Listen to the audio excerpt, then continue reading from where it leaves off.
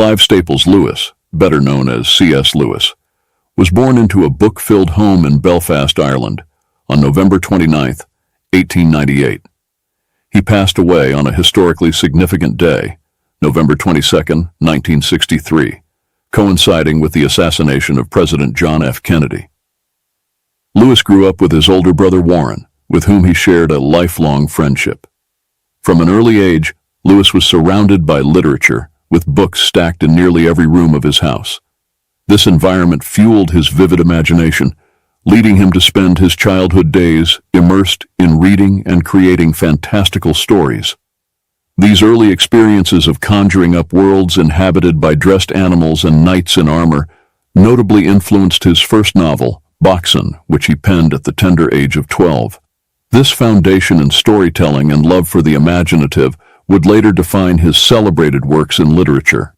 The early death of C.S. Lewis's mother when he was just 9 years old marked a profound turning point in his life. In his autobiography, Surprised by Joy, Lewis poignantly reflects on the profound impact of her passing, stating, "With my mother's death, all settled happiness disappeared from my life. There was to be much fun, many pleasures, many stabs of joy, but no more of the old security. It was sea and islands now. The great continent had sunk like Atlantis. This event not only robbed him of his mother, but also, effectively, his father." In a state of grief, Albert Lewis distanced himself from his sons, deciding to send them to boarding school. This decision, as Warren Lewis lamented, was catastrophically misguided, entrusting them to a school run by a headmaster who was later declared insane. Warren bitterly remarked on their father's choice, indicating it as an example of his uncanny flair for making the wrong decision.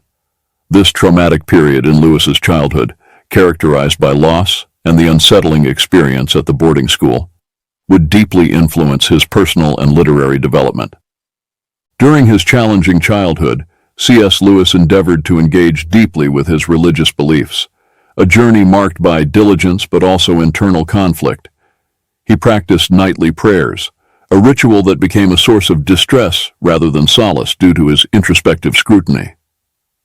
Lewis was haunted by a false conscience, a term he used to describe his obsessive concern over the sincerity of his prayers. He was taught that merely reciting prayers was insufficient. One must also contemplate their meaning. This led to a cycle of repetition, as he would question the authenticity of his focus during prayer, often concluding that he hadn't been fully present in thought. As a result, he would pray again, hoping to correct this perceived oversight, but to no avail.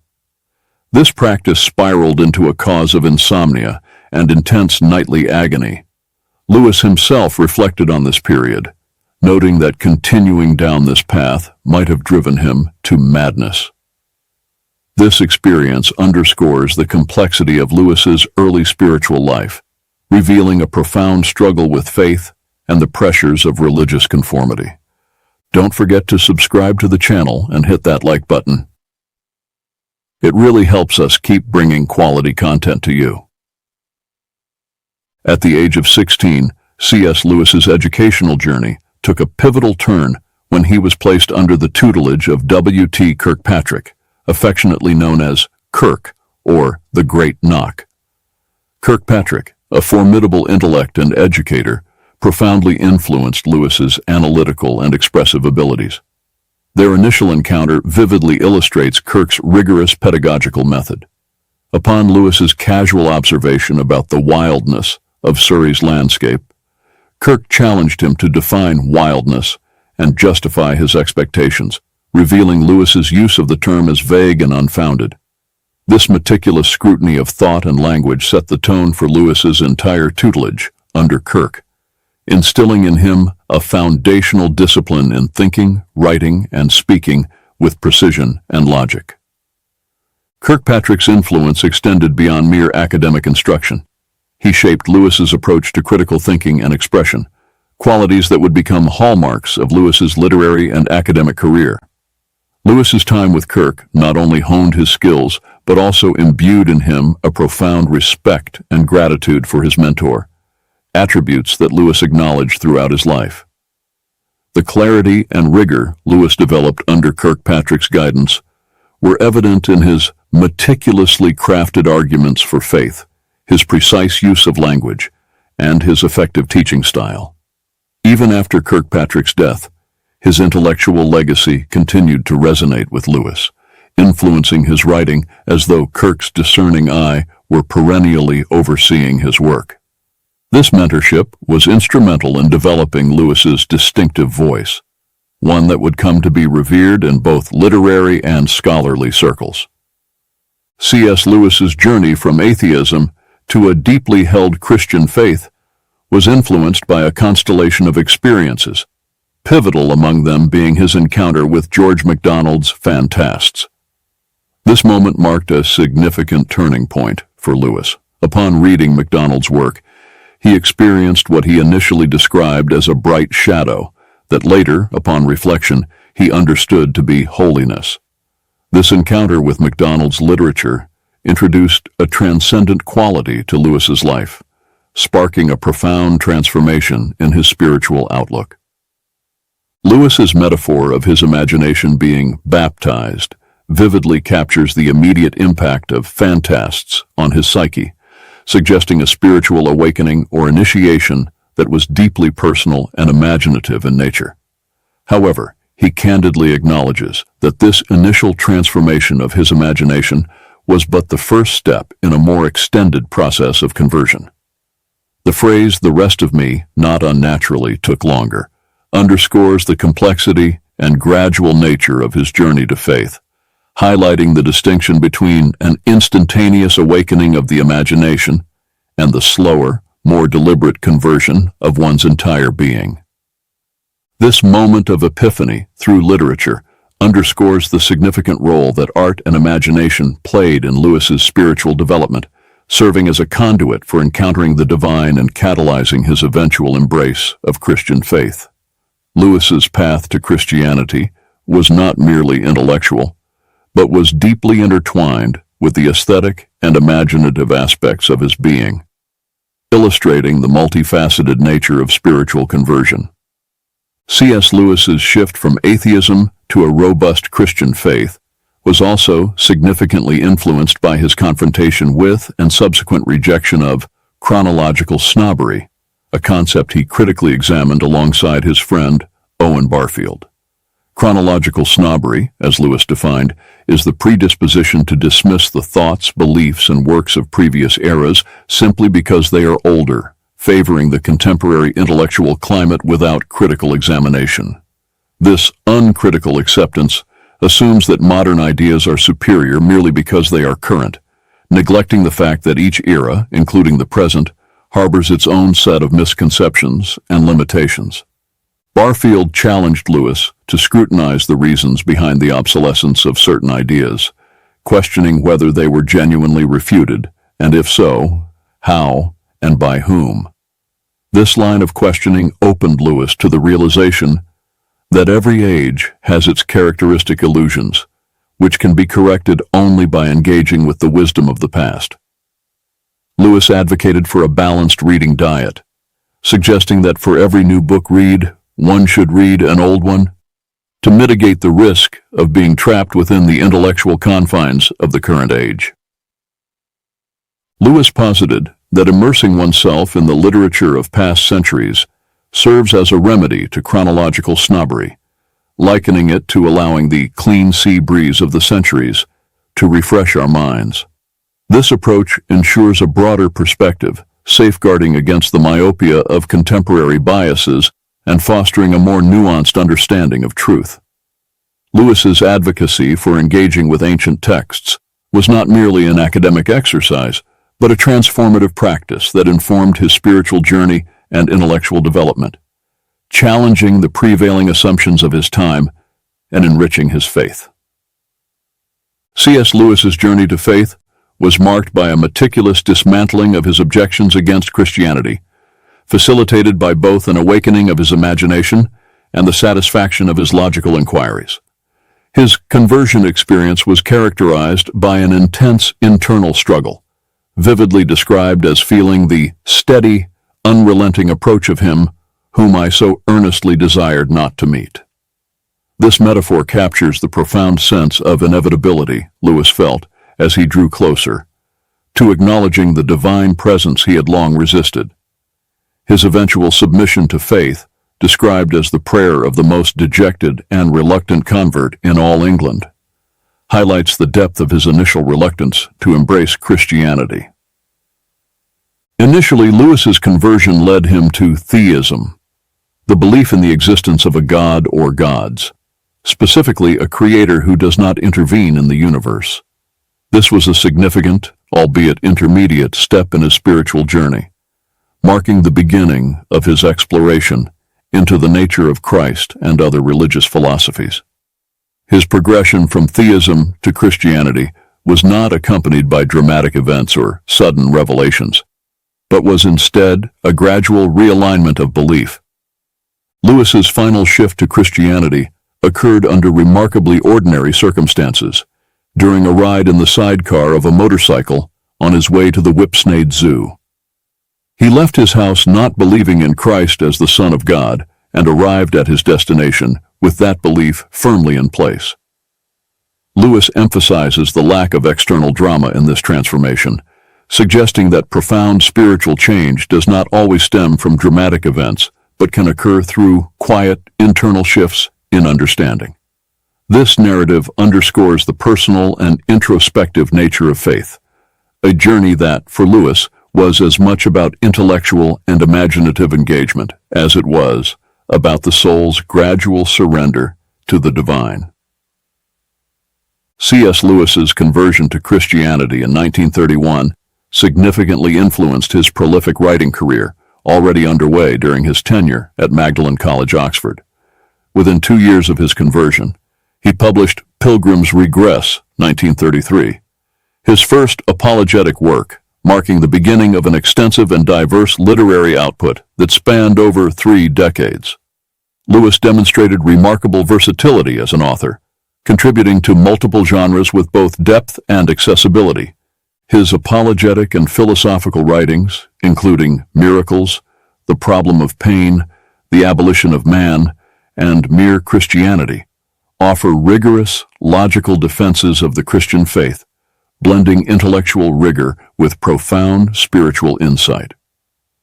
These works are characterized by Lewis's ability to distill complex theological concepts into clear, compelling arguments, making them accessible to a broad audience.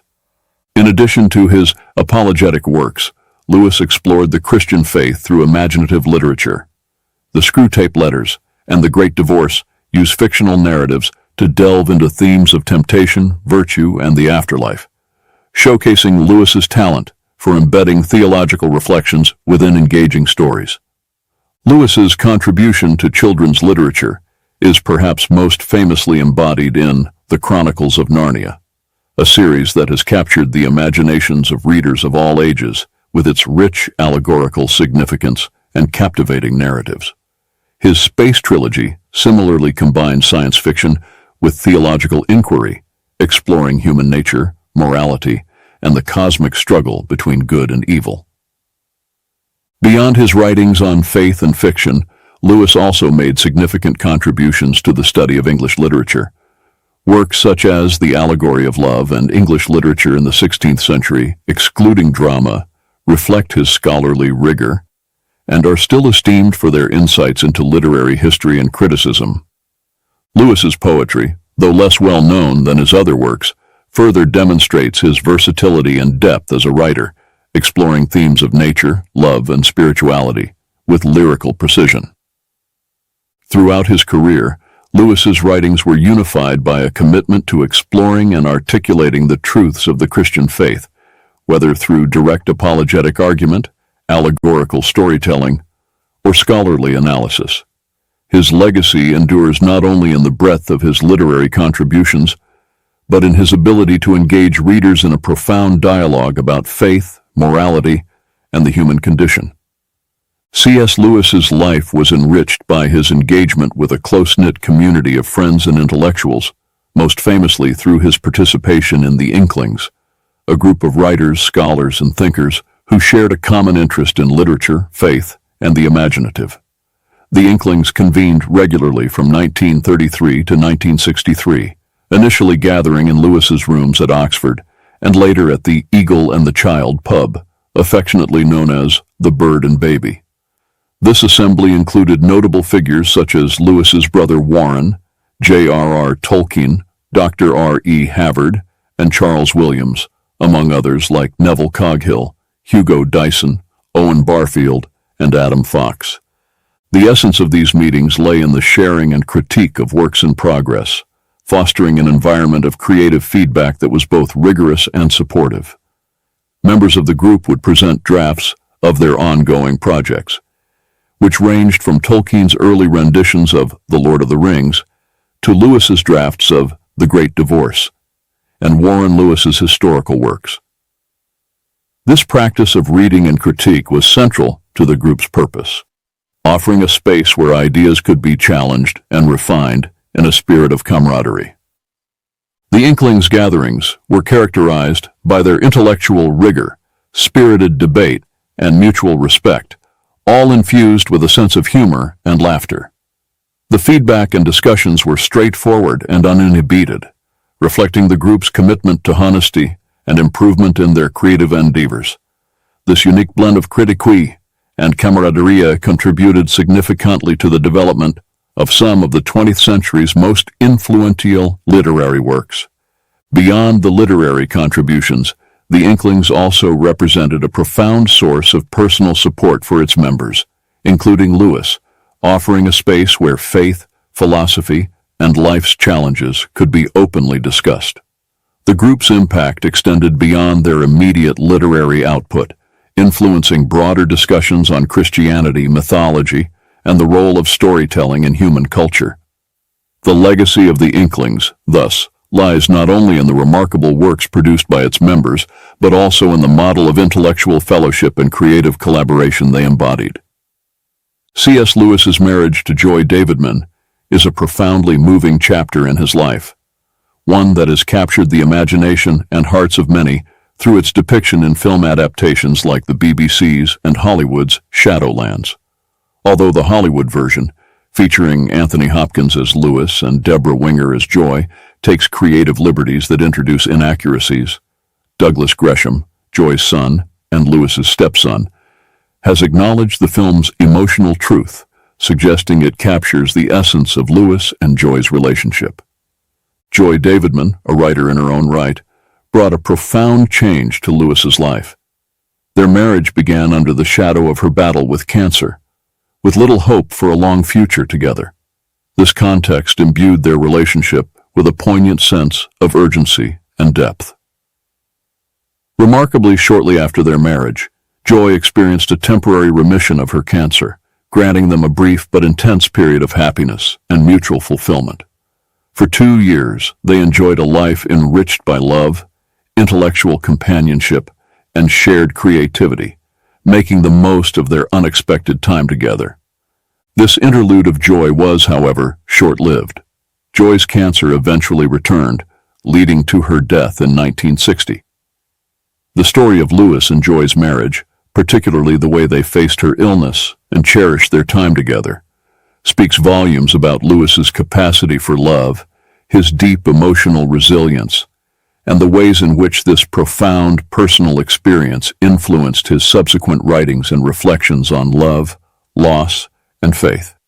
Their relationship, with its deep emotional and spiritual connection, not only provided Lewis with personal happiness, but also enriched his understanding of suffering, love, and the human condition. This understanding would permeate his later works, offering his readers a deeper insight into the complexities of faith and the power of love to transform lives even in the face of death. C.S. Lewis's appearance on the front cover of Time magazine on September 8, 1947, marked a significant moment in his public recognition, particularly in the United States. The cover, with the heading, Oxford's C.S. Lewis, His Heresy, Christianity, highlighted the seemingly paradoxical nature of Lewis's prominence. An Oxford academic who was also a fervent defender of Christianity, in a time when such a stance was considered countercultural or even heretical by some in the secular intellectual community. This public acknowledgement was a testament to Lewis's growing influence as a Christian apologist and thinker. Lewis's foray into the realm of apologetics, particularly his philosophical defense of miracles, presented a stark contrast to the prevailing intellectual trends of his time, which often leaned toward skepticism regarding religious claims. His ability to articulate a robust defense of Christian doctrine and miracles in a logical and accessible manner contributed significantly to his rising stature as a leading voice in Christian thought. His impact was further amplified during World War II through his series of radio broadcasts on the BBC, which were later compiled into the book Mere Christianity. These broadcasts offered a systematic explanation of and argument for the Christian faith, reaching a vast audience during a period of global crisis and uncertainty. Lewis's clear, compelling manner of speaking and writing, combined with his intellectual credentials, made his presentations on Christianity persuasive to many listeners, earning him a place as one of the most recognizable and respected voices in Britain, second only to Winston Churchill during the war years. The juxtaposition of Lewis's academic position at Oxford with his public defense of Christianity underscores the unique and influential role he played in mid-20th century religious and intellectual discourse. His work not only bridged the gap between scholarly and popular audiences, but also provided a sophisticated yet understandable argument for faith in an increasingly skeptical world. The enduring appeal of C.S. Lewis's writings lies in his masterful synthesis of reason and imagination, a blend that invites readers to explore the depths of Christian faith with both the mind and the heart. Lewis's assertion that Christianity, if false, is of no importance, and if true, of infinite importance, encapsulates the crux of his apologetic approach. He challenges readers to consider the weight of Christianity's claims, positing that such claims demand a response of either total acceptance or outright rejection, with no middle ground for indifference. Lewis's analogy of believing in Christianity as one believes in the sunrise is particularly illuminating. He suggests that faith in Christianity, much like the belief in the sunrise, is not based solely on direct observation, but also on the way it illuminates and makes sense of the world around us. This perspective underscores the comprehensive explanatory power of Christian doctrine, which, according to Lewis, offers a coherent framework for understanding reality, morality, and human experience. Throughout his body of work, Lewis navigates the realms of reason and imagination with equal prowess. His philosophical and apologetic writings engage the intellect, presenting logical arguments for the truth of Christianity, while his fictional works, such as The Chronicles of Narnia and the Space Trilogy, enchant the imagination, embedding theological themes within captivating narratives. Lewis's ability to speak to both the intellect and the imagination is a testament to his conviction that faith and reason are not antagonistic, but complementary. His writings invite readers to a holistic engagement with Christianity, encouraging them to see it not merely as a set of doctrinal statements, but as a truth that shapes one's entire understanding of the world. This approach has made Lewis's works not only accessible, but deeply resonant with a wide audience, ensuring their relevance and impact long after their publication.